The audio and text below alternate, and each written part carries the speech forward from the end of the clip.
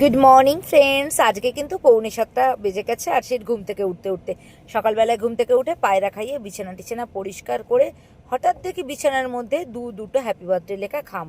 মেয়েকে জিজ্ঞাসা করাই বললো তার আজকে 2 বন্ধুর জন্মদিন, সে হাতে কি সব বানিয়ে টানিয়ে খামে পুড়েছে, সেগুলো বন্ধুদের দেবে।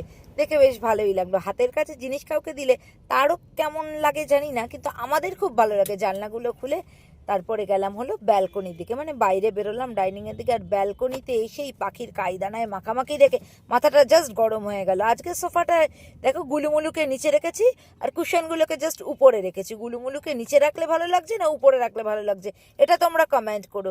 তারপরে একটু গোপুসোনাকে আদর করে নিলাম। আরে অতসীদের গোপুসোনা এই আদর পালা সারতেই পাওয়ার কাট। বাইরে গিয়ে দেখলাম আকাশ ভারাক্রান্ত, তার মানে এই লোডশেডিং। আর কি করবো, রঞ্জনের সঙ্গে একটা ঝগড়া এপিসোড লুকিয়ে রয়েছে, সেটা কিন্তু খুব শীঘ্রই করতে চলেছি। ফার্স্ট ব্রেকফাস্ট, মা ব্রেকফাস্ট এসে গেছে। দেখ আজকে একটা রুটি দিয়েছি আর পটল আলু সিদ্ধ করে এই 2 ফোঁটা তেল দিয়ে একটু কাঁচা লঙ্কা দিয়ে নুন দিয়ে মেখে দিয়েছি। ও মা পুরো তরকারিটা কিন্তু খাবে, তরকারি কিন্তু রাখবে না মা।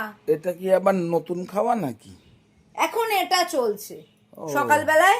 এখন আর কি বলে কর্নফ্লেক্স আর টক দই দিচ্ছি না, এখন একটা করে রুটি আর সিদ্ধ একটু তরকারি দিচ্ছি। ও তারপর টিফিনটা দেখাচ্ছি, দাঁড়া। আচ্ছা, রঞ্জন বলছে আমায় কি ভুলে গেলে, তুমি আমায় মনে রেখেছো? বলো দেখি দিদির কথা মনে আছে? শনিবার লাইভে এসেছিলে রাত 11টায়, তাই আমি আড়ি করে দিয়েছি। আজকে বড়মশাইকে একটু বেবিকর্ন করে দিয়েছিলাম, তাই তরকারি কেটে এই 1 চামচ তেল দিয়ে একটু তরকারিগুলো নাড়িয়ে 11-12টা সিটি দিয়ে নামিয়ে নিয়েছিলাম বেবিকর্নটাকে, সেটাকে দিয়েছিলাম। আর বড়মশাইকে খেতে দেবো আর আমি খাবো না, এটা তো হতে পারে না। তার ফলে আমিও একটু কিন্তু এই যে এটা আমার জন্য স্যালাড হিসেবে পেঁয়াজ আর শশা কেটে নিয়ে টেস্ট করেছিলাম। দেখলাম না গো ভালোই হয়েছে খেতে।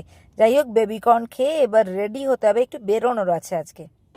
হ্যাঁ রে, আর সে মেয়ে তো স্কুলে গেল না, তাহলে টিফিন কেন রেডি করে রেখেছিস? হ্যাঁ ও টিফিন, আর তোমাদের আর কি বলবো, এমন দেশে আমি থাকি না।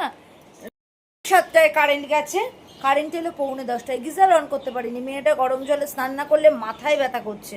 এই যে দেখো আজকে টিফিন রেডি করে দিয়েছিলাম, কিন্তু স্কুল যেতে পারলো না। একটা রুটি, বাঁধাকপির তরকারি আর শশা এই দিয়েছিলাম আজকে টিফিনে। যাই হোক মেয়ে তো টিফিন নিয়ে যেতে পারেনি, কিন্তু ওর টিফিনটা রেডি করে আমি এখন বেরোবো। আমি রেডি হতে যাই, জানো তো, পরে কথা বলবো।